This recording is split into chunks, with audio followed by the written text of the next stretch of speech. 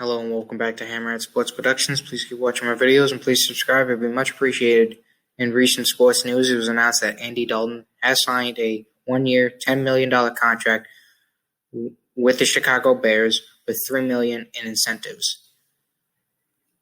This signing has garnered a lot of attention, and I found out through other sources that after signing Andy Dalton, that the Chicago Bears odds to win the Super Bowl went down. Really? I'll get to what this is about later. So let's give some context. We all know Andy Dalton was with the Bengals for the longest time, led them to 5 straight playoff appearances, went to 3, I believe, Pro Bowls in that time, and was one of their better quarterbacks in their franchise history. But then last 2 or 3 years, a lot of media have really started kind of like getting on his back and everything and criticizing him a lot.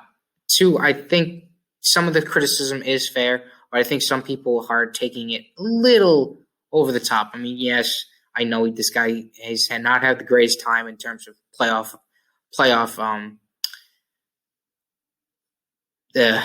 performances. Let's just put it there. But I mean, the guy has put up some pretty respectable numbers, and he went to 3 Pro Bowls.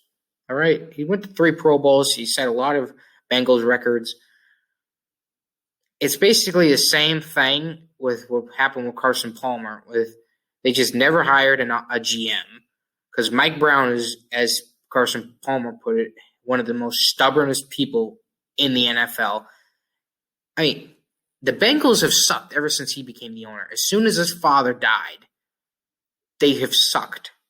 Because he won't do what is needed to have a good franchise. He'll do like a move here and there, like every 5 years, but he won't do what needs to be done. And the same, and Marvin Lewis, even though he was taking them to playoffs, he can only do so much. And it's just that they just wouldn't make the moves that they needed to. And I feel that goes to ownership because unlike Jerry Jones, Mike won't really spend the dollars. He won't really allow other people to help. While Jerry is stubborn, he at least listens to people's criticisms. He listens, and it does at times try to make adjustments. But so some more context: the last couple of years have not been kind to Andy. Well, let's just put it like that. Yeah. They have not been kind. Anyway, so 2019 is when we all knew his time with the Bengals was up. He went 2-11 as a starter, 59.5 completion, threw for 3,400 yards, 16 TDs to 14 INTs. Then after that, he signed with Dallas, and then then Dak got hurt, and then he started 9 games. He went 2-4 and 5. He actually put up some pretty respectable numbers. It's just that they weren't winning. By and large, some of that had to do with how bad their defense was. They had a piece of garbage defense, and a lot of people criticized the defense, but again, people criticized Andy Dalton. He put up 14 TDs to 8 interceptions, put up over 64 completion percentage. That's pretty darn good. That was in top 15, I think.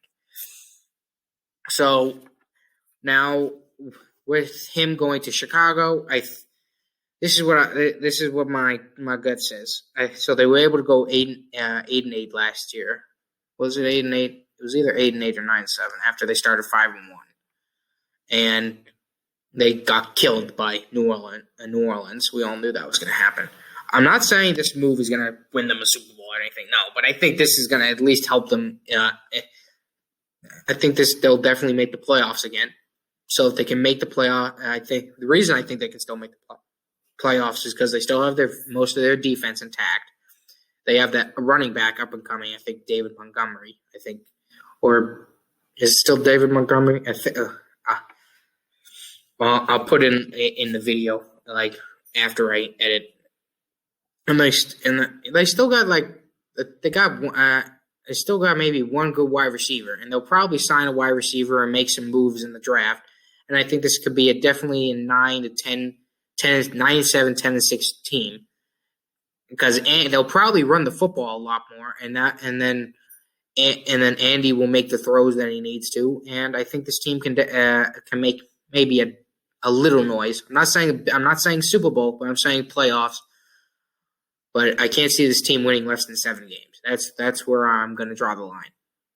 So I hope you enjoyed the video, and see you next time. And stop being such jerks to Andy. I mean, come on. Hope you enjoyed. See you next time.